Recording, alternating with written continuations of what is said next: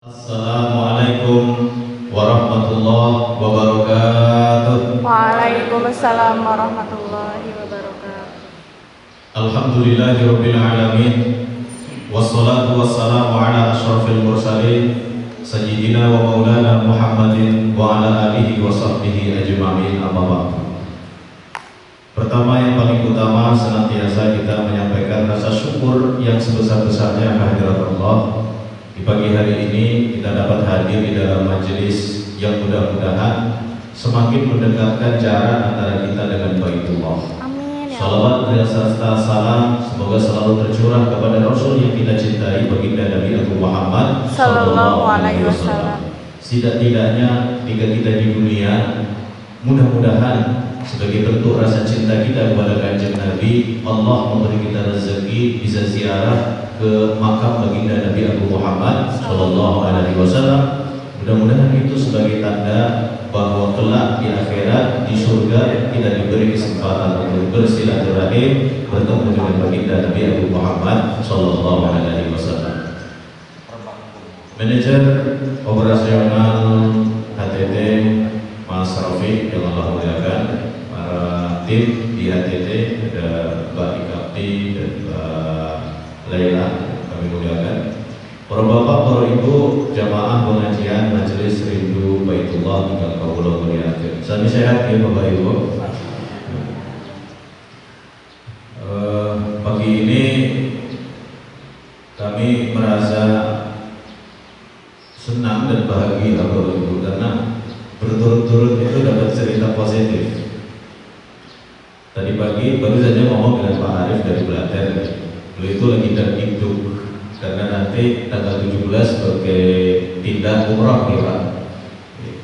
Padahal beliau doanya begini Pak, doanya dari bilang kepada saya, ya Allah, saya kepingin umrah tapi dapat rezeki dari pintu yang tidak disangka-sangka. Sebelumnya ada yang memberangkatkan umrah gratis. Allahu Akbar ya. Tadi malam kami baru pulang dari Banjarnegara, itu jam 12 malam. Ada yang antar, dibuka meja, yang antar itu cerita, Ustaz, saya baru dapat umroh, bisa melaksanakan umroh tahun yang lalu juga gratis gitu. Terus saya minta kepada Allah supaya saya juga bisa berangkat bareng istri. Ternyata bisa berangkat bareng istri dua-dua dari rezeki yang tidak disangka-sangka. Makanya memang Bapak Ibu, ya sudahlah, yang penting kata Imam Nawawi, niat husnul niat yang baik itu senantiasa perlu disuburkan mawon. Kita tidak tahu pada celah rezeki yang mana Allah akan memberangkatkan kita untuk sampai ke tanah suci. Mari Bapak Ibu, pada kesempatan yang mulia ini kita akan berbicara mengenai hikmah-hikmah besar ibadah umrah. Di antara hikmah ibadah umrah itu adalah izharul ubudiyah. Izharul ubudiyah artinya wujud pengabdian kita kepada Allah Subhanahu wa taala. Kita sebagai seorang hamba itu kan perlu tampak yang mewujud sebagai bentuk dari pengabdian kita kepada Allah. Dan umrah itu adalah wujud dari pengabdian kita kepada Allah. Bapak Ibu, kalau kita sholat, ya mungkin terlihat sholat, tapi ibadah umrah atau haji itu beda nuansanya. Karena di dalam pelaksanaan ibadah haji atau umrah, kita menanggalkan semua status-status sosial yang melekat di dalam diri kita. Kita memakai kain ihram, kemudian bagi yang laki-laki, bagi yang perempuan juga sudah berniat. Di pertemuan yang kemarin kita sudah juga membahas perihal mengenai talbiyah. Bukankah talbiyah itu sebagai bentuk dari tadi izhar ubudiyah, yaitu bentuk ubudiyah yang totalitas kepada Allah Subhanahu wa taala. Di sini disampaikan fa fi itmamil umrah wa adaiha bi ikhlasin kamalil inqiyad wal ubudiyah lillahi ta'ala. Orang yang umrahnya dilaksanakan secara sempurna itu diawali dari fundamental keikhlasan yang paripurna terlebih dahulu. Artinya seseorang akan bisa melaksanakan ibadah umrah dan dia akan merasakan totalitas penghambaan kepada Allah jika didorong oleh niat yang ikhlas terlebih dahulu. Ini tergambar misalkan wali saja al-amrul ilahi bi it'amil umrah lillah. Oleh karena itu yang sering kita ulang, bukankah Allah Subhanahu wa taala memerintahkan kita di surat Al-Baqarah ayat 196. Di sini Bapak Ibu, Bapak-bapak, namun tidak ada layarnya. Wa atimmul hajja wal umrata lillah. Sempurnakan haji dan umrahmu itu karena Allah Subhanahu wa taala.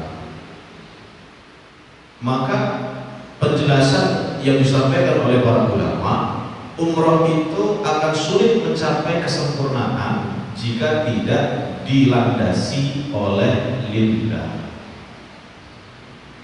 Kemudian Bapak Ibu, ada keterangan dari Imam Nawawi rahimahullah, oleh Imam Al-Ghazali rahimahullah. Kami bacakan apa yang beliau sampaikan. Fa amma taraddudat as-sa'i, adapun bolak-baliknya seseorang melaksanakan ibadah sa'i, kan itu bolak-balik dari Bukit Safa ke Bukit Marwah. Warramyul jimar, bolak-balik seseorang melontar jumrah di ibadah haji. Wa amsalu hazil a'mal, dan ibadah yang dilakukan secara berulang-ulang itu fala hadda lin nufus wala unsa fiha wala ihtidak lil aqli ila ma'aniha. Maka sesungguhnya agak sulit bagi jiwa dan bagi akal untuk memahaminya lebih jauh. Falayakunu fil iqdam 'alaiha ba'is ila al-amr al-mujarrad. Maka yang ada sesungguhnya adalah bahwa kita melaksanakan rangkaian ibadah umrah atau ibadah haji itu sesungguhnya adalah amrul mujarrad. Amrul mujarrad itu adalah kita melaksanakan suatu perintah tanpa bertanya lagi apa hikmah, apa tujuan dari perintah tersebut kita dapatkan. Contoh Bapak Ibu, disuruh lari-lari betul ya, dari Bukit Safa ke Bukit Marwah. Itu tujuannya nopo nih? Kan agak sulit, walaupun akal mungkin bisa mencerna, tapi kok kayaknya ya sudahlah, lari-lari mau. Atau orang ketika melaksanakan ihram, melaksanakan tawaf di Ka'bah gitu kan, kan yang muter gitu, muternya ke sebelah kanan atau kiri Bu? Ke arah jarum jam gitu, jarum jam. Bok panas itu balik kayak gini malah tabrakan gitu. Yang muter. Kenapa arahnya ke kiri gitu? Terus tidak ke maupun itu ke sebelah kanan.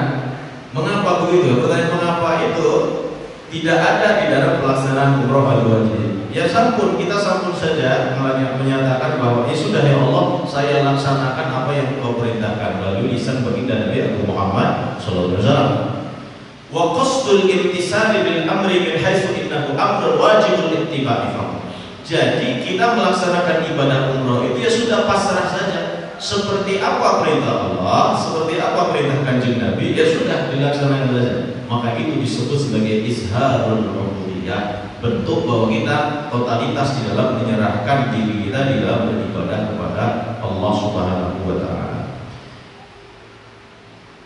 Fayakunu zalikal mailu muayyanan lil amri wa ba'isan ma'hu 'ala al-fi'li fala yakadu yasalu fihi kamal ar-rizqi wal inqiyad. Maka seseorang yang melaksanakan ibadah umroh yang kemudian muncul di dalam pelaksanaannya adalah totalitas di dalam ubudiyah yang akan dia peroleh manfaatnya, kata Imam Al-Ghazali dalam kitab Ihya Ulumuddin, adalah bertambah kualitas spiritualnya, bertambah mantap kualitas jiwanya, bertambah mantap kelembutan hatinya. Mungkin ini bisa kita temukan Bapak Ibu. Misalkan ada orang yang sering melaksanakan ibadah umroh atau sering melaksanakan ibadah haji, itu sensitivitas kepeduliannya itu biasanya semakin tajam. Ini yang pertama Bapak Ibu. Yang kedua, ibadah umroh itu tahsilul khair, akan memperbanyak kebaikan yang Allah sediakan kepada kita. Apa kebaikan yang Allah sediakan? Tahsilul hidayah wassawab biqasdi baitillahil haram wa tabarruk bihi, yaitu memperoleh hidayah, kebaikan, pahala, keberkahan semata-mata karena tujuan dari pelaksanaan ibadah umrah yaitu Baitullah. Makanya di pengajian kita itu kita tulis namanya rindu Baitullah, supaya Baitullah itu menjadi tujuan. Disebut Baitullah, Baitullah. Kata para ulama, dengan menyatakan Baitullah saja itu semacam sudah menguatkan orientasi kita terhadap Baitullah. Sama seperti orang menyebut Jakarta, Jakarta. Itu lama-lama ada keinginan ke Jakarta, apa malah itu Mekah.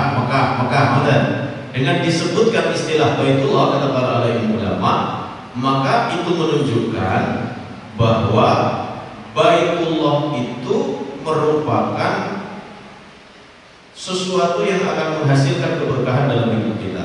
Ini disebut oleh Imam Asy-Syaukani, misalnya dalam kitab Fathul Qadir. Imam Asy-Syaukani menyatakan seperti ini, Bapak Ibu. At-taqdiru lilladzi istaqarra bi Makkah mubarakan. Maksud dari ayat ke-96 di surat Ali Imran, inna awwala baitin wudi'a lin-nasi lalladzi bi Makkah mubarakan wa hudan lil alamin.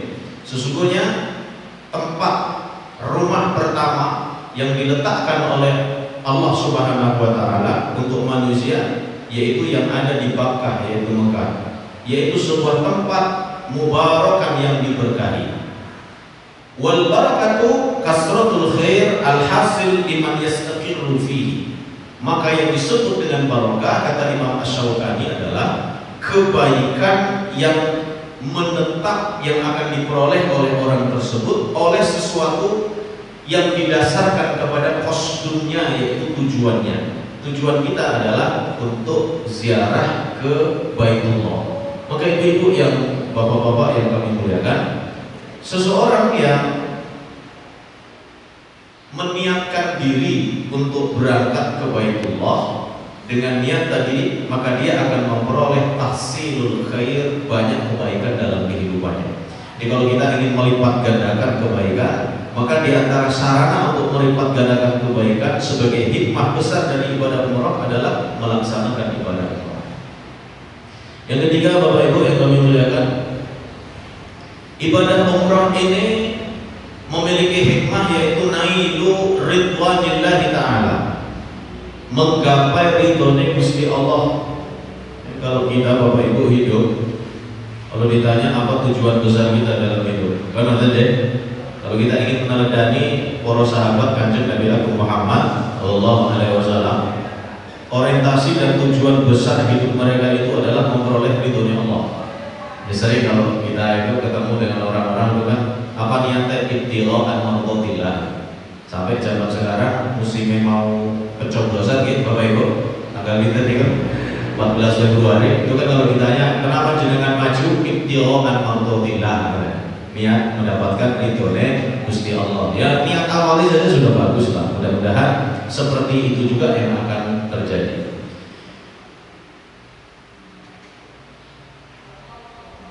Nailu ridwanillahi ta'ala bita'zimi baitihil haram. Untuk memperoleh ridhonya Gusti Allah itu kan kita membutuhkan sarana.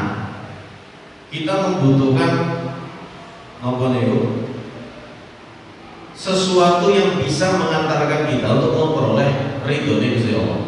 Dan di antara cara untuk memperoleh ridhonya Gusti Allah itu adalah ta'zim baitihil haram, dengan memuliakan napa niku Ka'bah atau Masjidil Haram.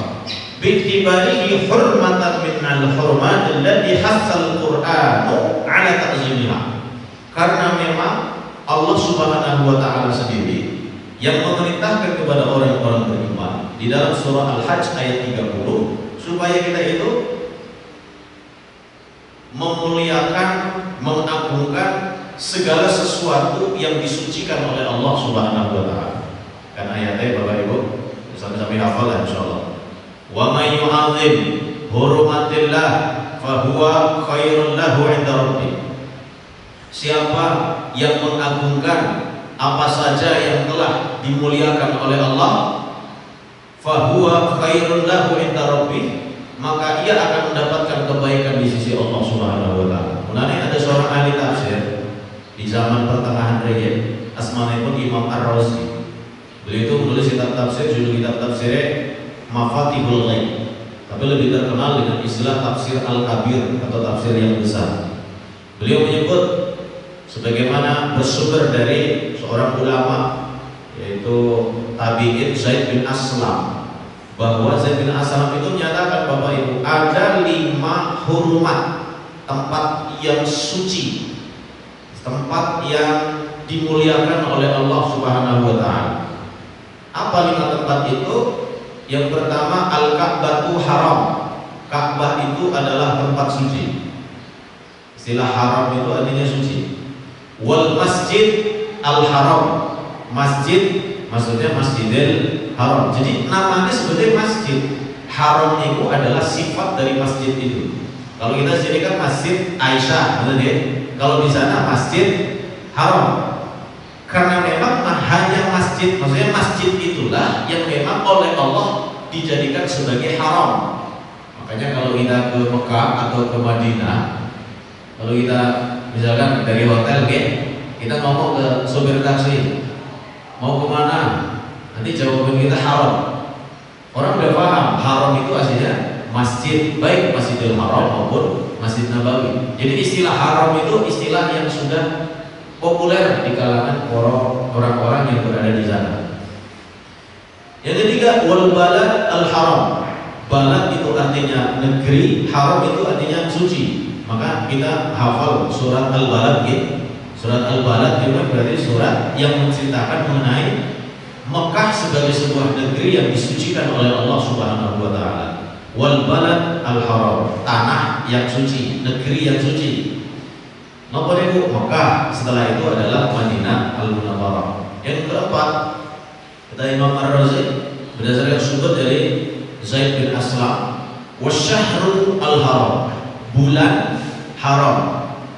Kita sekarang berada di bulan haram ya, Bapak Ibu, yaitu di bulan Rajab, di mana amal ibadah kita itu dilipat gandakan oleh Allah Subhanahu wa taala. Jadi kalau kita mencari pahala dari niat yang baik, ini bulan ini kesempatan Bapak Ibu. Misalnya kamu insya Allah hari ini niat baik, kamu niat baik ya Allah, jika engkau memberikan kepada saya rezeki maka insya Allah saya akan menunaikan ibadah umroh. Nah, ini bukan niat baik ya. Niat baik di bulan ini kata para alim ulama, misalkan Imam Ibnu Rajab dalam kitab Lataiful Ma'arif, beda kualitasnya dengan niat kita di bulan yang lain. Sebab di bulan ini ada rajabnya, jadi rajab itulah yang menambah value dan bebannya itu menjadi berlipat-lipat, Nah bisa jadi niat kita di bulan ini karena kualitasnya itu misalkan 100, kalau di bulan yang lain nilainya 10. Karena kita niat di bulan Rajab niatnya jadi pinter Pak 100, mungkin karena 100 itu kemudian Allah Subhanahu wa taala memberi nilai yang luar biasa, bisa jadi karena istijabah atau kita mendapatkan barokah dari niat tersebut. Yang kelima, yang dalam Gansel adalah Masy'ar. Masy'ar itu adalah tempat syiar-syiar di mana ibadah haji itu dilaksanakan. Namanya disebut Masy'aril Haram.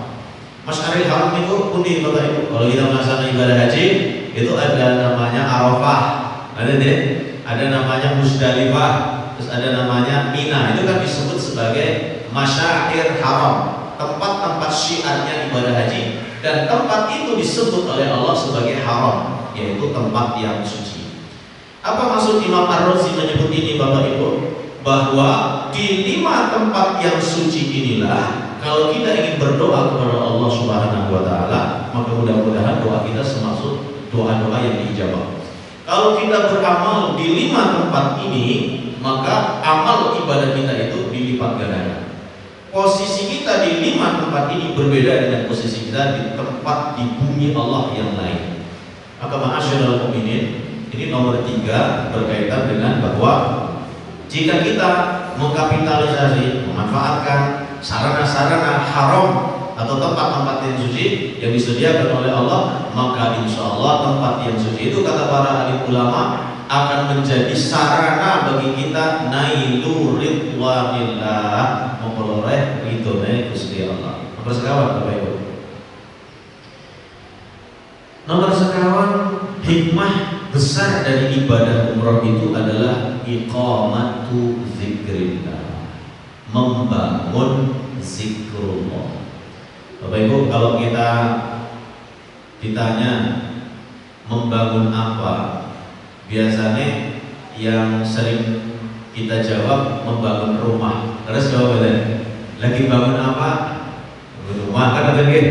Mungkin kalau orangnya agak visioner dan circle-nya mungkin circle bisnis, lagi bangun apa? Bangun bisnis kan gitu. Tapi orang kebanyakan istilah membangun itu ya kepada sesuatu yang sifatnya infrastruktur kan, rumah lah begitu. Apakah ada orang ketika ditanya, "Pingin bangun apa?" Bangun zikrullah. Benar atau bukan? Kayaknya pun langka begitu. Nah, di antara hikmah besar dari ibadah umroh itu adalah iqamatu zikrullah, membangun zikrullah. Jadi zikrullah itu semacam rumah, Bapak Ibu. Nah, ini kita lihat penjelasannya para alim ulama. Iqamatu zikrillah wal iksari minhu, membangun zikrullah dan memperbanyak bangunan itu. Fanasir fi a'malil haji wal umrah bisifatin ammah yajidu annal ghalda wal hikmata fiha innama huwa zikrullah. Kalau kita resapi secara mendalam seluruh rangkaian dari ibadah umrah yang dilaksanakan oleh seorang hamba, baik tujuan maupun hikmah terbesarnya, kata para alim ulama, sebetulnya adalah zikrullah. Faqad akhrajal Imam Abu Dawud fi Sunanih an Ummul Mukminin Sayyidah Aisyah radhiyallahu anha, garbone Kanjeng Nabi Abu Muhammad sallallahu alaihi wasallam. Beliau pernah mendengar bahwa Kanjeng Nabi Abu Muhammad sallallahu alaihi wasallam pernah dawuh, "Innama ju'ila tawafu bil bait." Sesungguhnya diadakannya tawaf di Ka'bah, wa bainas Safa wal Marwah, adanya sa'i dari Safa dan Marwah, wa ramyul jimar, dan melempar jumrah. Tujuan utamanya, kata baginda Nabi Abu Muhammad sallallahu alaihi wasallam, adalah iqamatu zikrillah, membangun zikrullah. Jadi kalau kita imajinasikan Bapak Ibu, saat jenengan itu tawaf, maka ini Pak Arif gitu, insyaallah tanggal 17 berangkat, berarti 18 gitu. 18 saat beliau sudah sampai nanti di Mekah, saat Pak Arif niku melaksanakan tawaf, itu ibarat orang sedang membangun. Yang dibangun apa Bapak Ibu? Zikrullah. Kalau Pak Arif nanti sedang melaksanakan sa'i dari tawaf dari Safa ke Marwah, terus bolak-balik, maka seolah sedang membangun zikrullah.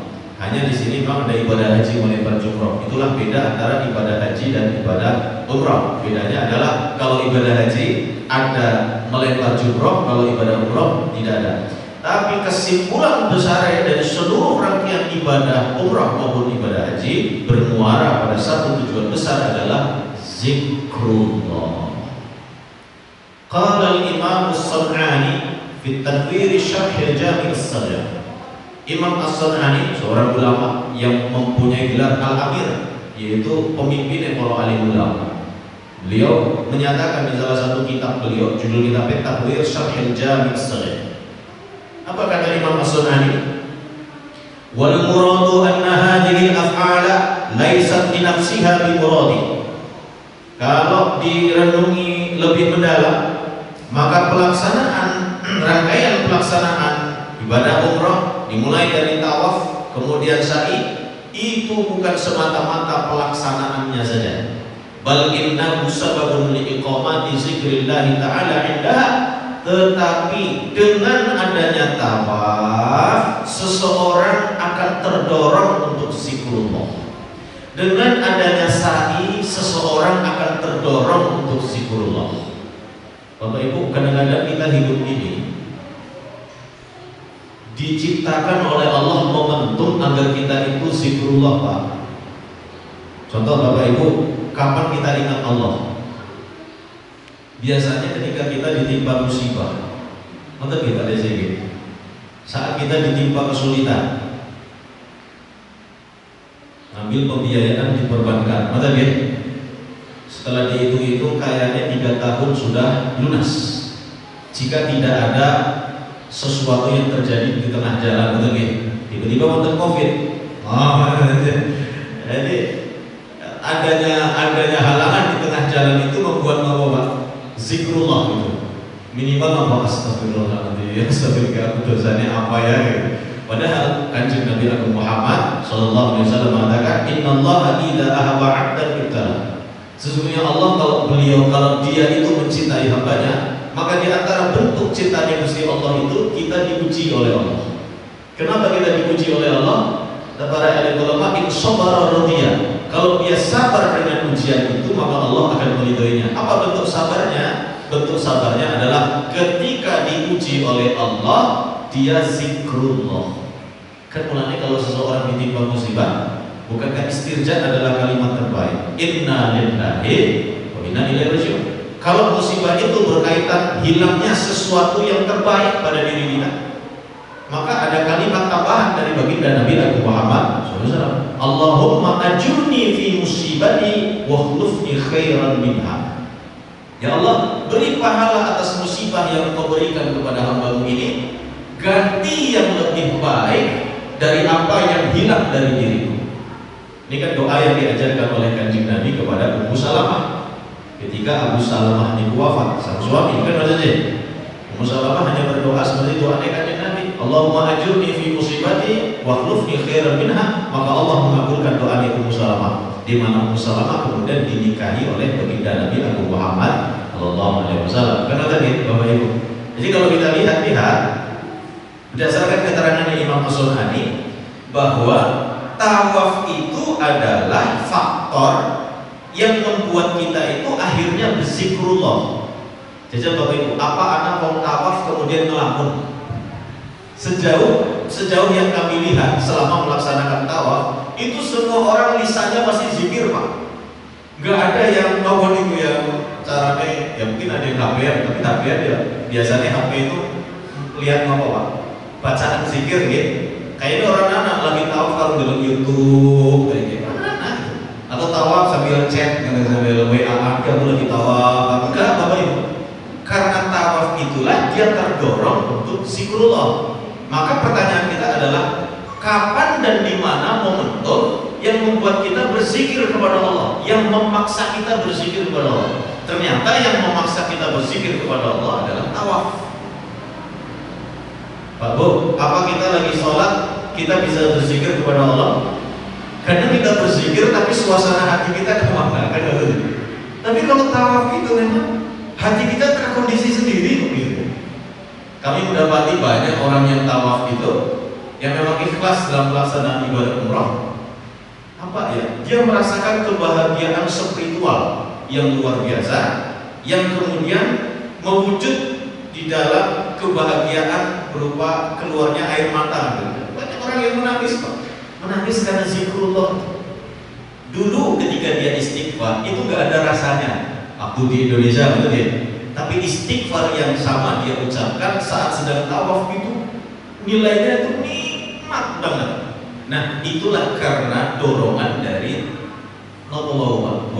tawaf itu. Jadi kata Imam As-Sunani, tawaf adalah faktor yang menyebabkan seseorang itu terdorong atau terkondisikan untuk zikrullah. Sama dengan sa'i, Bapak Ibu. Itu orang sa'i kami lihat arasin ini, mau yang tua, mau yang muda, mereka itu fokus. Orang langsung dulu mau anak sisi loro sih biasanya, tapi kebanyakan mereka fokus aja. Agar si orang hafal tungannya mungkin karena tidak sempat manasik umroh mungkin, ya mungkin ini bagus juga. Jadi beberapa pembimbing itu kalau kami lihat, kalau travelnya agak bagus, Mas Rafi itu dikasih nomor earphone gitu. Jadi kalau kami misalnya pembimbing waktu itu, ya kita pakai ini saja. Jadi ketika saya berzikir, jamaah itu ikut saja. Inna sofa di belakang, inna sofa wal marwata min sya'airillah. Nah itu kan putar ketika sa'i dan umroh. Selama 7 putaran bolak-balik itu, Bapak Ibu, itu merasakan momentum zikir yang kita tidak pernah dapatkan di tempat yang lain. Yang tadi kami sampaikan, apakah sudah sa'i sempat dalam WA? Enggak ada. Jadi sa'i itu menjadi pendorong seseorang untuk melaksanakan zikir kepada Allah. Maka kalau kita ingin mendapatkan momentum yang membuat kita zikrullah, di mana zikrullah itu adalah momentum atau waktu di mana hubungan kita dengan Allah itu sangat kuat. Nah, itu hanya terjadi di antaranya saat kita tawaf atau saat kita melaksanakan sa'i, dan itu hanya terdapat di dalam ibadah umroh ataupun ibadah haji. Ma'asyiral mu'minin wal mu'minat yang dimuliakan oleh Allah.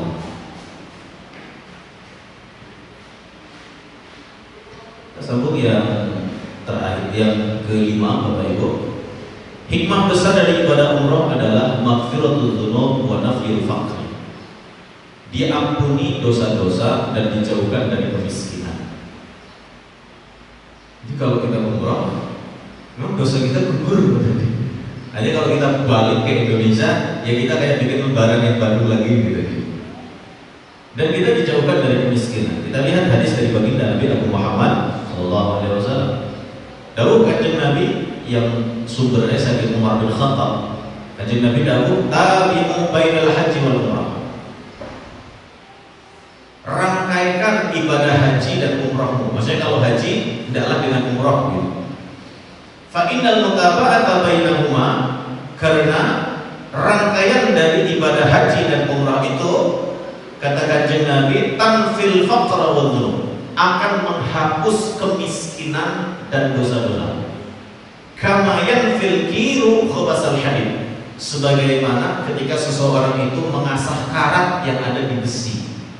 Jadi kanjeng Nabi Muhammad SAW mengumpamakan kalau kita punya pisau kira-kira berkarat ya, karena jarang dipakai, kalau kita asah terus kemudian jadi bersih kembali, seperti itulah sesungguhnya fungsi dari ibadah haji, hubungan antara ibadah haji dan umrah.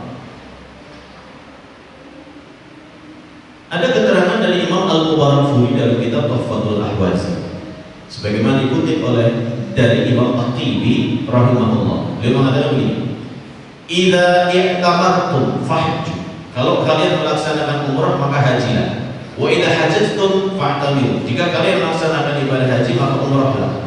Fa innahuma, karena keduanya baik haji maupun umrah, yanfiyanil faqr, akan menghapus kemiskinan. Ay yuzilanihi wa huwa yahtamilul faqr zahir. Bisa jadi kemiskinan yang dimaksud adalah kemiskinan zahir. Kemiskinan zahir itu sesuatu miskin yang tampak. Artinya memang kita tidak punya apa-apa, itu nggak ada kalau orang melaksanakan ibadah haji dan umrah. Atau yang dimaksud adalah faqrul batin, kemiskinan batin, yaitu bihusuli ghinal qalbi, di mana seseorang akan mendapatkan kekayaan batin. Apa itu kekayaan batin, Bapak Ibu? Seseorang akan puas dengan rezeki yang dia peroleh. Dan ketika melihat orang lain rezekinya lebih baik daripada dia itu nggak sama sekali iri. Santai ya, aku gitu. Jadi ibadah haji dan umrah menghasilkan nikmat itu. Yang nomor 6, Bapak Ibu dengan kemuliaan, at-tahalli bi makarimil akhlaq. Bahwa orang yang melaksanakan ibadah umrah, dia akan memperoleh hikmah besar, adalah Allah akan memberikan kepada dia cara atau kesempatan untuk mempunyai akhlak yang baik. Sebagaimana kalau kita kaji sebenarnya disampaikan oleh para alim ulama, yaitu surat Al-Baqarah ayat 197 ya. Faman farada fihi al-hajj, siapa yang melaksanakan ibadah haji maksudnya fala rafas, dia tidak boleh mengucapkan kata-kata kotor, wala fusuk, melakukan ibadah, melakukan perbuatan dosa, wala jidal atau berdebat fil haji, dalam haji maksudnya juga umrah, wa ma taf'alu min khairin ya'lamullah, dan seterusnya. Untuk keterangan dari Imam Nawawi rahimahullah sebagai penutup kita pada kesempatan di pagi hari ini. Kata Imam Nawawi dalam kitab Al-Idah, Bapak Ibu, wa fi kaffihi an mahzuratil ihram, dengan adanya seseorang yang mampu menahan dan mengendalikan dirinya untuk tidak terjerembab dalam perbuatan maksiat selama melaksanakan ibadah ihram, ibadah umrah atau haji, hamluhu ala makarimil akhlaq, akan membantu dirinya untuk terbentuk akhlak yang baik. Wa qutuhu anit turaf, akan membuatnya tidak gumun dengan kemewahan. Wallahu, hal bersifat bermain-main, wasyahwat-syahwat, wa tawjihu ilal a'mali shalihah raja'al afi wal maghfirah, ia akan senantiasa terbimbing dalam hidupnya untuk senantiasa beraktivitas mengharapkan maghfirah dari Allah Subhanahu wa taala. Maka ada beberapa sekolah sekarang Bapak Ibu yang kami ketahui mencantumkan program umroh bagi siswanya. Saya tidak harus tanya belum ya. Dan Purbalingga di sekitar Bali Masyarakat itu sudah ada Pak. Jadi nanti di Mekah itu selama 3 bulan. Kenapa begitu? Ya mungkin ini salah satu landasannya. Karena kalau di Mekah selama 3 bulan, umrohnya berapa kali Pak? Berkali-kali kan? Apa efeknya terhadap anak ini? Efeknya Bapak Ibu, ya kalau kita lihat Imam Nawawi, kalau ini dijelaskan oleh sang guru, kemudian disampaikan kepada si murid meyakininya dengan baik, maka terbentuk itu. Jadi umroh akan membentuk pribadi yang baik bagi anak didik kita. Atau mungkin kita perlu lihat mungkin buat program ini. Oh Ibu ingat kemuliaan. Nanti barangkali yang dapat kami sampaikan pada pertemuan yang singkat di pagi hari ini. Nyuwun agung ing pangapunten atas hal-hal yang barangkali tersalah yang kami sampaikan. Kami tutup kanthi membaca lafaz hamdalah. Alhamdulillahirabbil alamin. Billahi taufiq wal hidayah.